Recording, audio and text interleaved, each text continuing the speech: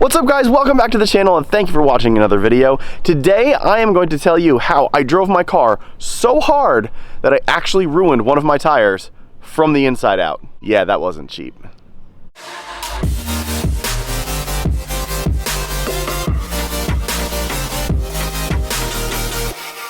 So if you're new to the channel, thank you so much for watching, and if you like what you see, please hit the big red subscribe button. That really helps us out, and give this video a thumbs up at the end if you liked it. If not, you know, do what you want to do. It's all good. Hopefully you guys are enjoying these videos. We're doing a lot more for you. But today I'm here at a beautiful local park on a bluebird day here in northern New Jersey, and you can see that there's a tire sitting behind my car. If you're not familiar with this channel, this is my 2005 Volvo V70R, and it is a sleeper V70R. This thing has about 440 horsepower at the crank, which translates to 361 horsepower at the wheels. And to put that in perspective, that is more horsepower than a Pontiac GTO of the same day and an M5 of the same day. So it's pretty quick.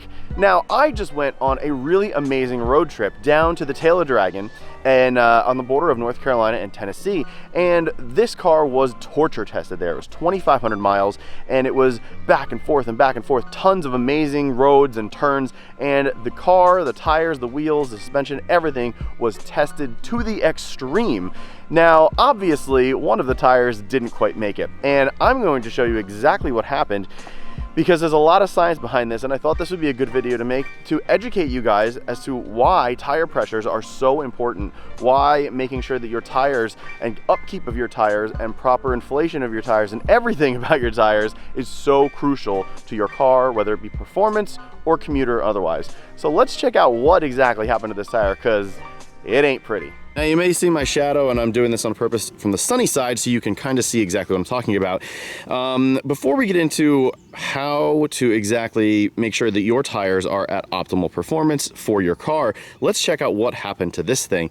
Now, my shadow might get in the way like I said, but you can kind of see, like right in here, there is powder, and that is rubber, believe it or not. So all of this in here that you're seeing is rubber, and this little patch right here is actually the tire coming apart from the inside out. Now, if we spin the tire around, you can kind of see on the other side, it's actually perfect. There's nothing happening to this tire, and as we roll it, it's the same story. There's no delamination happening. Again, we flip it back to the side. That was the outside of the tire, and you can kind of see that ring around the whole outside of the tire. So I'm here near the back of the car, which is actually exactly where this culprit came from. The right rear of the car, I mean, I'm looking at it, it's the left-hand side of the camera, but if you're facing the driver, or if you're the driver facing forward, this is the right-hand side of the car. Now, this is the side, the right rear, where this tire came from, and the outer wall is exactly where all this was happening. So what happens is when you're in a turn in a car and you're turning left, there's a tremendous amount of pressure and weight heading towards that side of the car.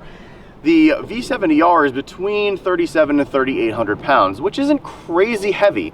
However, it is heavy for a wagon or commuter car. More pressure on the outside tire. Now, the reason why this happened was because of a thing called run flat. Now, there's run flat technology in tires, which means you can puncture a tire and it'll still run for 50 to 70 miles because the tire is stiff inside, and basically it helps you get to somewhere where you can get a new tire, essentially. The term run flat in this scenario means the tire was run on when it was low on air, or run when flatter than normal. Optimal PSI in your tires is going to be anywhere between 30 to 40 PSI depending on the car and depending on the manufacturer spec and what the manufacturer recommends. Because these are summer performance tires, these are actually Michelin Pilot Sport 4S's, the newest tire from Michelin that says summer performance tire. You're looking at something that's supposed to get a ton of use and abuse. Now, these are XL rated, which means they're rated for a higher weight. These are rated actually up to 1,600 pounds per tire. So what exactly happened here that I had to go get a brand new tire when the car is not that heavy? It's that whole run flat thing. So when the car is transferring weight, the tire is low on air, you're putting a lot more pressure on a tire, especially when it's deflated. So here on the outside part of the tire, when the sidewall doesn't have enough air in it, it's actually going to compress even more when there's not enough or more PSI in it. So you're having the weight transfer and the tire is just compressing a ton and putting a ton of heat into exactly where that ring was coming from. Therefore, you're putting more stress on the tire, and that basically is what happened. Now, to prevent this, you need to overinflate your tires when you're going on a track or a long or spirited drive. Now, manufacturer spec for these and this car is about 35 PSI, which is, you know, pretty good for daily commuting. But what I did is I only had these at 35 PSI when I was doing the Dragon event, and therefore I should have had them at about 40 to 42 PSI to make sure that the sidewall had a little bit less, you know, play in it per se. So yeah, this is kind of my fault as to why this happened. But yeah, I drove the car so hard and had the tires underinflated that yeah, the the tire basically delaminated and thankfully did not spontaneously combust from the inside out. It only just delaminated from the inside out and wouldn't hold air properly. To take this even one step further, let's check out the treads on the new tire. So the new tire has very thick tread and is brand new, obviously. And this one wasn't even that much older. So the tread, there's still tons of tread in there. I mean, my entire finger still fits in and a lot of my finger kind of disappears. You can do the penny test, you can do a tread depth gauge, but this tire had a lot of life left on it. So unfortunately, this tire is dead. That tire is not. And pardon my white wheels that are absolutely disgusting. This car really needs a good bath. But I mean, this is something that you guys need to do.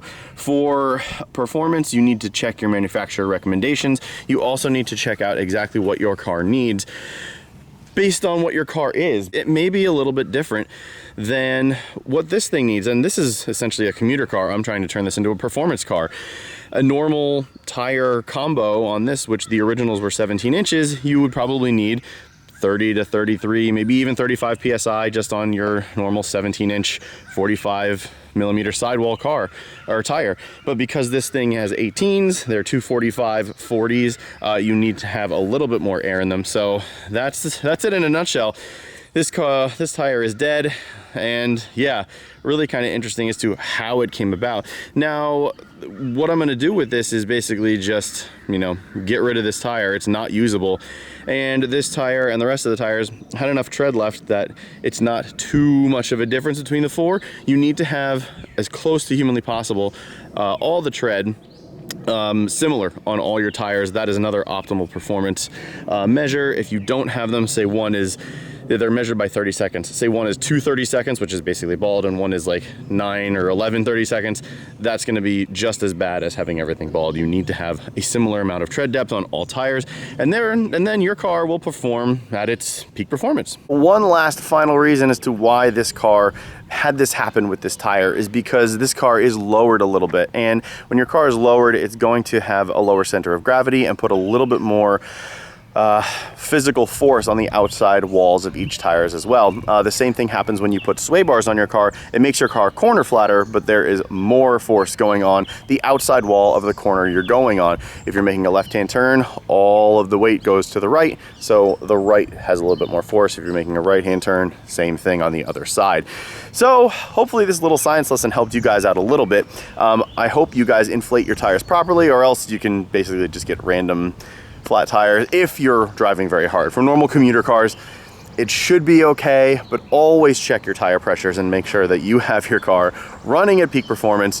And yeah, I don't fault Michelin for this. I think this is sort of my fault, unfortunately. And interesting note, I called Tire Rack on this, and they would not warranty this claim because it was not necessarily a puncture or defect. This was something in their, I guess, bylaws that said I was at fault. Even though I was checking the pressures, they were still a little low and they did not warranty it. So good note for you guys, if you buy the Tire Rack warranty or the extended warranty or the roadside warranty, whatever the hell it's called from Tire Rack, they will not warranty it if you run flat on your tires. Yeah, so just be wary. That will do it for this video. Thank you so much for watching. I hope you guys had a good little science lesson today. The next thing on this car is we're going to be installing sway bars. I need to re-detail this car and redo the ceramic coating because it's bad in a few spots.